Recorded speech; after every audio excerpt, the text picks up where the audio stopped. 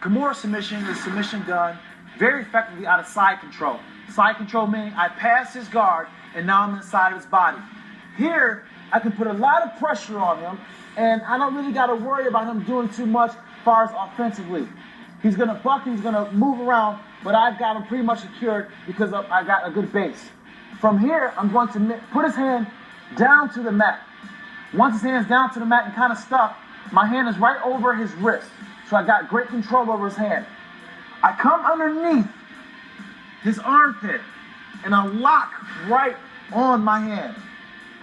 Now from here, he's feeling stuck. He's going to buck a little bit, but I'm going to hold it. I'm going to hold it steady. And what I'm going to do is I'm just going to open up my hips a little bit. At the same time, grinding his hand up his back to get the torque right on his shoulder. This is the area right here where he's going to be feeling the pressure. He's going to feel the area right here. Now there's some situations where he may feel the pressure somewhere else and it may snap. Like with the Frank Mir, when he fought Nogueira, he pulled it up, Nogueira didn't tap, he felt the pressure and it snapped right here. So if you do not tap in this position, your limb will snap.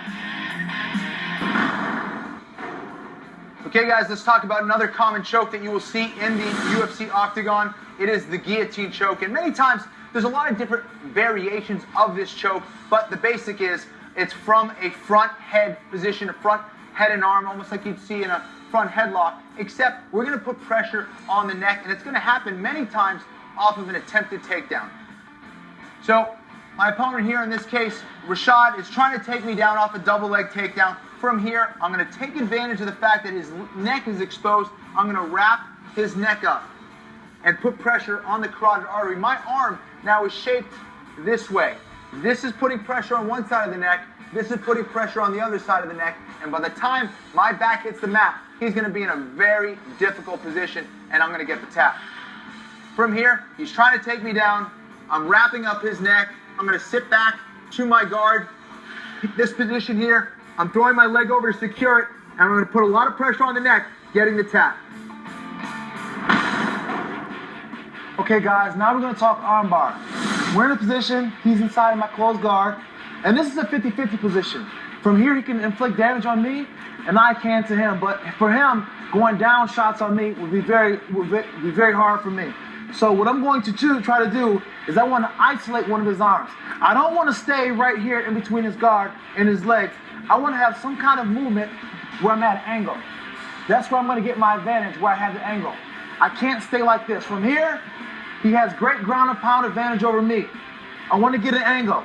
At the same time, I want to isolate his arm, one of his arms. I may catch it from him doing ground and pound or thinking about trying to pass my guard. Once he leaves one arm here, I go for my submission. So I break my guard, I creep one up, I get an angle, my hips have moved. I grab an arm, and I get my hips around. From this point here, I'm going to push my hips up to the ceiling. And I want to get full manipulation on his elbow joint right here, popping it through until I get the tap. There you have it, the armbar. All right, we're talking the rear naked choke, the most popular submission that you will see in the octagon. Right now, I have Rashad's back. A few different ways to apply it, whether he's belly down, but it's all about taking the back position. Mostly you will see it with the hooked position. I have my feet inside the legs of Rashad, and that's establishing my position. Now, the rear naked choke, I want to get my hand underneath the chin and around the neck of my opponent. Here I have my elbow lined up with Rashad's chin, and that means I'm in very good position. And what my arm is doing here is cutting off the carotid artery. I'm cutting off the blood supply to Rashad's brain. So here it's around the neck, and now it's time to secure it. This is where the other hand comes in handy.